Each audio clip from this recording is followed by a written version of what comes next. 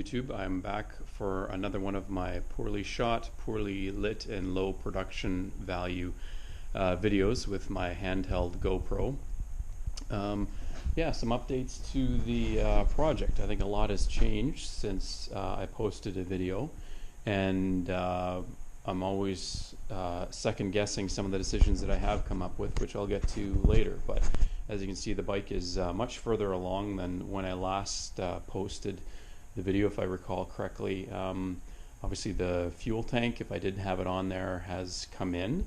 I thought about building my own from scratch out of aluminum, and I just thought, simplicity's sake, I would get a Scrambler tank. So this one arrived, and apologies if this is a repeat. I post the videos so infrequently that I can't recall if I even had a video of this or not, but got it fitted, got my special Ducati rubber bumpers here that hold it square in the frame. Have the race seat from Hot Bodies Racing out of the States. It's designed specifically for a scrambler, obviously, so it fits fairly well. Not the greatest in terms of its quality. Some ripples in the side molding and in the gel coat. It looks like it was kind of rushed on the right side. Left side's even worse. You can see some of the ripples here.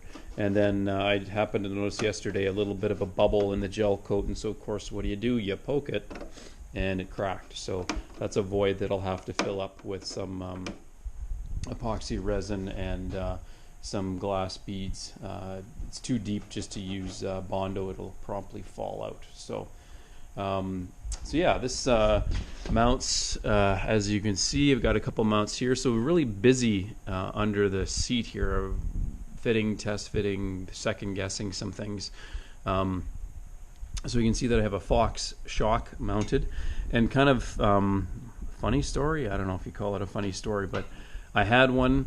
I decided to go with a YSS shock for the TTF1 project, which you can see hiding underneath the cover, mainly because this reservoir, I couldn't find a place to mount it in any sort of clean way on the F1. So my last video, you saw that I had a 900 SS shock just test fit on there. And so this came up for sale, and it had been posted on a Ducati forum for quite some time with no action. So I ended up getting it for a good deal. So for the record, and of course we always keep record of this sort of thing, the one I had, I sold it for more than what I bought this for. So I'm still coming out ahead. Although this, there's no leaks or anything like that, but it's likely going to need a rebuild at some point. So this is an idea that I had. I'm not sure what I'm going to do with it, but this is a 54 millimeter fork clamp, and it actually attaches to the remote reservoir quite well. So I might either leave it here or put it up here, but it's just trying to find the best spot for clearance issues. The wheel is as far forward as possible, so the tire probably fits, maybe like that. So is it going to hit the reservoir on full compression? I don't know. Obviously the tire will probably sit back a bit. So just a bunch of things that I'll have to sort of sort out as I'm putting it together. I'm still a ways off putting any rubber on this thing. So this angle kind of shows where I've been able to tuck some things away. So fuse box is here. So I've got the cut down or highly modified wiring loom mounted already. Starter solenoid is tucked underneath here, and I'll grab a Allen wrench and we'll take the seat off.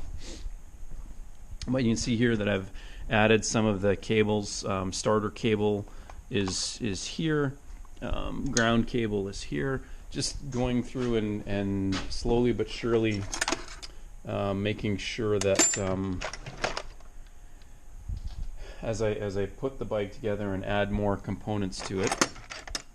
Let's see, my somewhat disorganized, here we go, tool bench there. you know, I've learned over the years that whenever you can, although it adds a lot of time to the project, when you're building a motorcycle from scratch, you always got to test fit everything. It looks like it's going to work, and then it fouls on something, or you stare at something for hours thinking there's no way that's going to fit, and then you've got, you know, a mile of clearance. So it's just best to take the time, mount something up temporarily, test fit it, make sure it works, and then modify if you need to. So, or come up with a totally different idea. I think on one of the videos I had the idea that the regulator rectifier would be mounted to the rear here somewhere, and I'm not going to be doing that. So yeah, all this I think will stay. It mounts up quite nicely and solidly, although I'll put a little cover on it. That's why these bolts have a bit more length to it,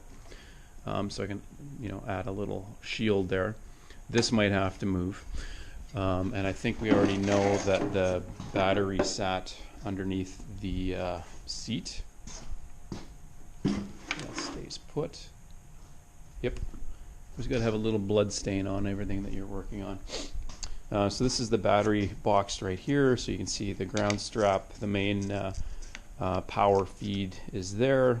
Starter solenoid there. I'll have to, the starter solenoid switch plug, which fits right in there, normally was mounted towards the front of the bike, just how the wiring harness was originally oriented. So I'll have to extend those wires so it plugs in here. I had to do that on the TT project as well.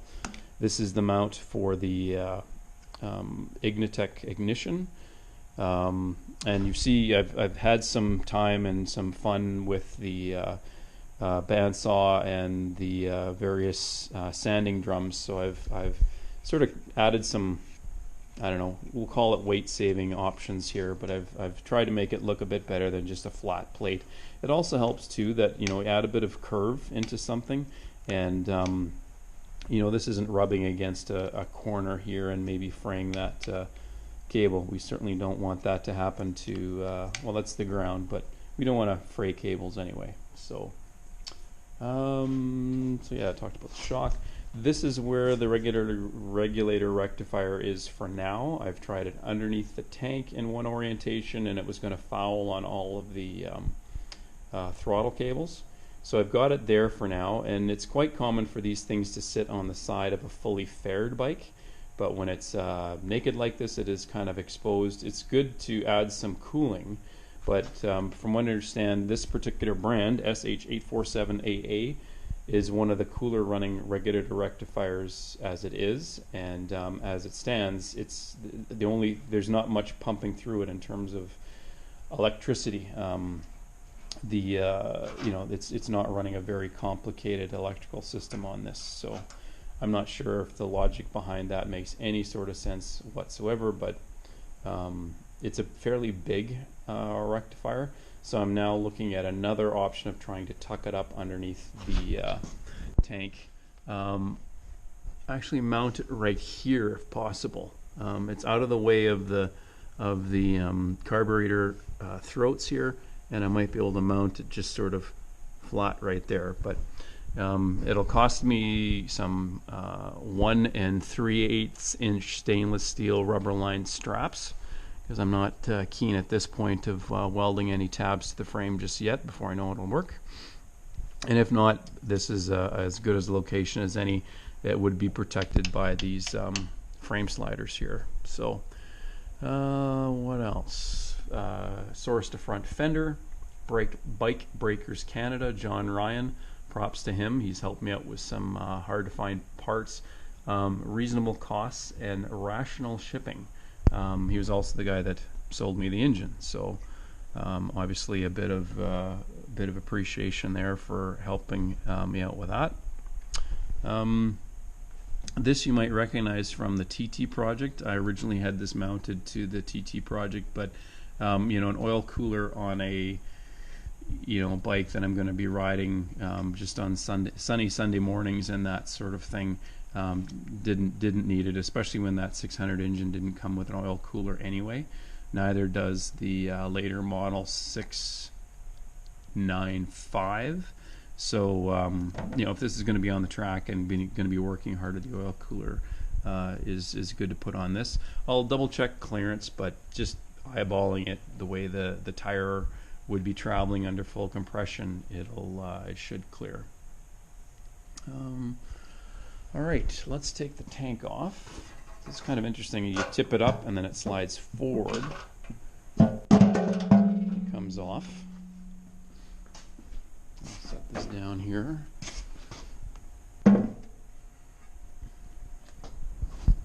So this is my, I'll call it Rube Goldberg. My coil mounting. I've actually got them labeled horizontal and vertical. Spark plug wires were a bit long, but it's better to have them a bit too long than too short. This will be the main harness connector for both the Ignitech, which will sit right here, as well as the 12-volt leads that go to the positive tabs on the coils that you can see right there. So I'll have to be very careful to make sure that I can see everything properly, because you know, just how the wiring is, it's a bit tricky, and I don't want to wreck anything. But yeah, so that's the wiring, and you can see how cut down it is and how simplified it is. It's I don't know, there's something about a nice and simple wiring harness that's kind of a joy. It's cooled off again. We had our first round of fake spring, which is a Manitoba thing where it goes up above zero and you think spring is here a month sooner than it actually does get here. So this is now pretty firm. It's that plastic pipe sheathing, especially with the vinyl tape as well. So what I think I'll do is I'm actually going to get some cloth, I think it's called Tessa tape, and use that to wrap the loom when the time comes.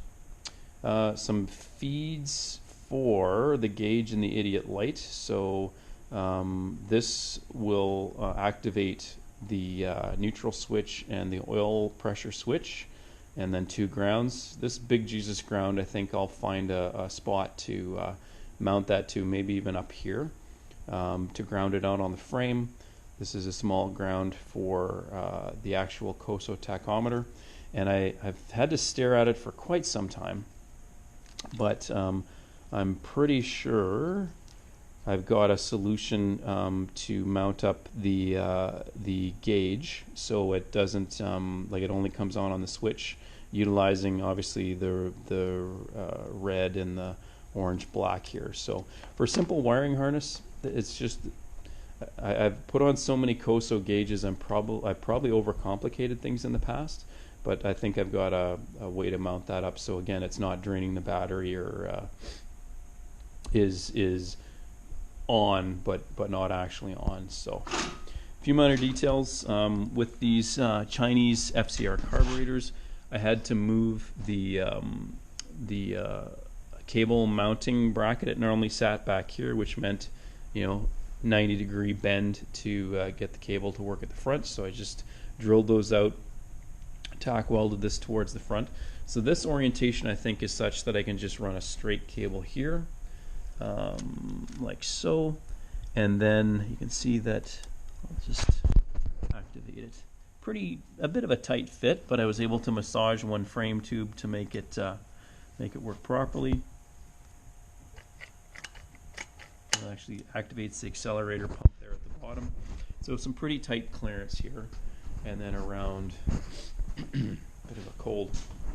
This side, I did move it forward, but I've got some cable ends here that does have the 190-degree bend. So of course the trick when I make the cables is to make sure that as I twist the throttle, it pulls both cables and the slides through both carbs equally. And so there'll be some adjusting ferrules and that sort of thing to make sure the tension is correct. The throttle itself is a twin pull. There was not Motion Pro, Domino makes a beautiful looking, very racy looking twin pull throttle, but it was like $238 US or something like that, like so rare. So this was actually from a seller on eBay I found in Canada. It's a TZ250 throttle. So it does have twin cable pulls here. Of course, I need a proper set of these threaded pieces here. They need to have a split in them, or else you can't actually get the cable into the throttle housing. So I found some in China, so those are inbound. Again, apologies if you saw this at the last video. Breaking master cylinder and typical Ducati Brembo clutch one here. Oh, exhaust. And you can see I've started looking at how the belly pan is going to orient, thanks to Wilson for selling me one. I did tap in or thread in the new Koso oil temperature gauge, which you can get them in different thread pitches. So this is like actually a European master cylinder pitch, so M10 by 1.0, so very fine thread. So that mounts into there, and there's a cable that'll hook it up to the gauge. Rear sets are on. You can see this plate here. So the 2-into-1 collector, I think in my last video I talked about trying to use both shotgun exhausts and just modifying those to work would have been a whole heck of a lot of work, involving a bunch of stainless welding that I don't have the skills or the tools to use. Like, it needs a TIG welder. So I decided on I cut and shut a bunch of pipes and found something that would work. So there's a 2-in-1 collector that Brent at Ironcraft is welding for me, because I had to, slip one into the other, and then I tacked it with acetylene, and he'll finish welding it with stainless. This bracket here, there's a little saddle that that mounts somewhere in this area here that can help orient it. I'm not sure if I'll need it, but I had some time, so I thought I'd cut it up and mock it up to see if it would work. I might not be required though. And then up here, I've made a muffler bracket, and this is just kept in place with a magnet just to get an idea of where it is. But of course, I'm nowhere near tack welding or welding anything, simply because I need to have that 2-into-1 collector and then mount the muffler. So I am going to use this Scorpion exhaust that I got for. It's one of those things where you find them on eBay for a fraction of what they normally cost. Like, I think under $200, and normally they're $400 or something like that. It's for a ZX10R. I think a ZX10R that runs a catalytic converter. So this is a straight through muffler. This is going to be loud. It might end up being too loud, but it's something to start with anyway. And I might have to run a slightly larger exhaust on it, or I also have some GPR mufflers that the inlet here is the same size, so I can sort of swap one for the other. Just checking, clearance on the swing arm and that sort of thing. But yeah, it's going to be on the track, so noise isn't too critical a thing. But that's a big mouth coming out of that exhaust, and there's not a whole lot of baffling going on in there, so I won't make any friends with the neighbors the first time I fire it up. It'll probably sound like the 4 horsemen of the apocalypse when I first fire it up. So yeah, it's really starting to look like a motorcycle now. Pretty exciting. Again, we've got a bunch of small little parts on order. I need, a clutch slave cylinder. I need belt covers that I'll refinish, that sort of thing. So I guess the next big steps is finishing off the exhaust mounting, and when the weather warms up enough, I'll put those Metzler tires on these rims, because they're more of a track-oriented tire, and get a more street-oriented tire like GPR 300s or something like that on the TTF1, so I can actually ride it and not worry about temperatures, or if a drop of rain falls, I'm not going to throw it into the hedges. So yeah, so the next steps are certainly taking a look at finishing off the wiring. which definitely has to be done slowly and calmly and methodically, because once you cut a wire, it's you can solder them back together, but it's always been a cut wire.